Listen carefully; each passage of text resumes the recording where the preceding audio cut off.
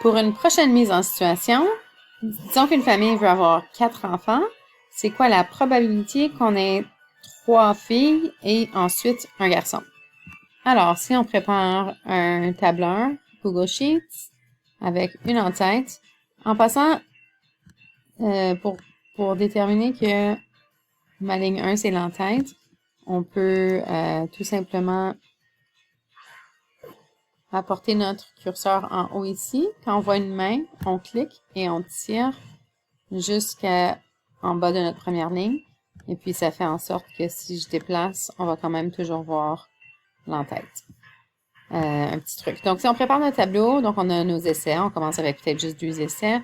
Enfant 1, enfant 2, enfant 3, 4. Ensuite, on va mettre ici si c'est vrai ou faux. Donc, je pourrais mettre vrai ou faux. Je vais mettre TF ou false parce que non, c'est ce que Google Sheets va écrire. 0 représente une fille, 1 représente un garçon. Donc, on a mis une petite légende ici. Et puis, j'ai juste préparé un tableau où on va aller mettre...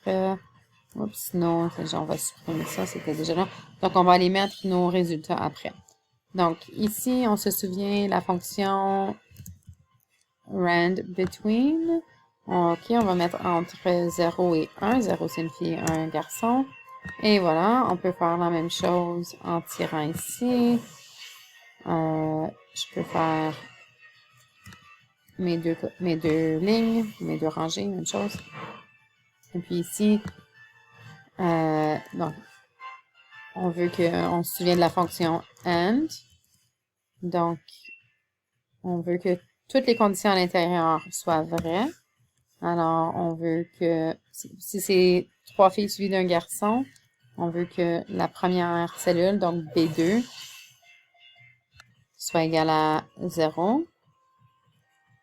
Même chose pour C2 et D2. Et que le quatrième enfant soit un garçon, donc E2 soit égal à 1. Donc, si je fais maintenant Enter, on peut voir que dans cette situation, c'était faux. OK, je peux traîner ma formule ici.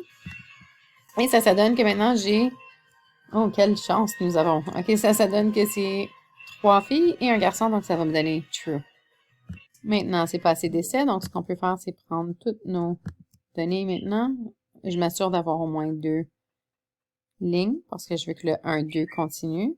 Et on tire jusqu'à ce qu'on veut. Donc, on peut descendre jusqu'à une centaine d'essais si on veut. Et je vais utiliser ici la fonction COUNTIF pour savoir le nombre de fois que c'était vrai. Donc, COUNTIF, tous les éléments de cette colonne-là, mais on veut commencer, oups, tous les éléments de la colonne F. Mais je veux commencer à F2, parce que F1, c'était mon en-tête. Et je veux compter si c'est vrai, donc count if true. Donc, ça donne que dans cet ensemble de données-là, j'en ai 8 incidences. Et on veut compter le nombre total d'essais qu'on a fait. Alors, on va faire count all. Et je vais cliquer sur mon F. Encore une fois, je vais commencer à F2, puisque j'avais une en tête. Et retour de ligne.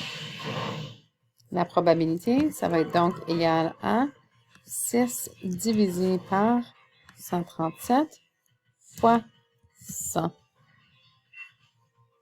Donc, dans ce cas-ci, j'ai 0 chance que ça arrive. On peut faire plusieurs essais en... Bon, on dirait qu'il n'y a pas de... En fait, il semble avoir une erreur.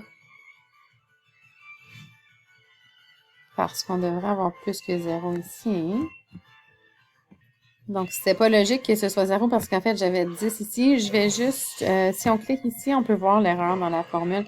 Ça dit I4 divisé par I6. J'ai donc cliqué sur la mauvaise cellule. Ça devrait être I5.